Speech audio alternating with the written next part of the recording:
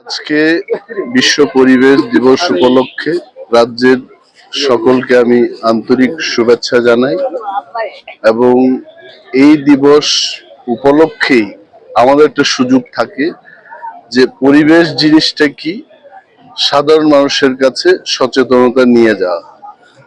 এবং আমরা সবাই জানি যে পরিবেশকে যদি আমরা সুন্দর এবং সুস্থ না রাখি মানব সমাজটাই থাকবে না।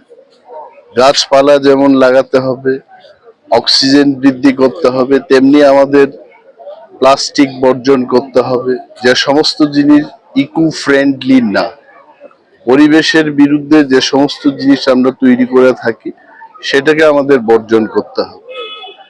ত্রিপুরাকে যদি আমরা সুস্থ রাখতে চাই, জঙ্গলকে রক্ষা করতে হবে, বনকে রক্ষা করতে হবে।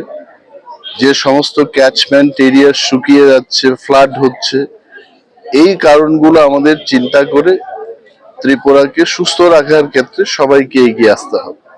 এবং এই দিনে আমি রাজ্যের সকল অংশের মানুষকে আবেদন করব, গাছ লাগাবেন, প্লাস্টিক বর্জন করবেন, ত্রিপুরাকে সুস্থ রাখবেন।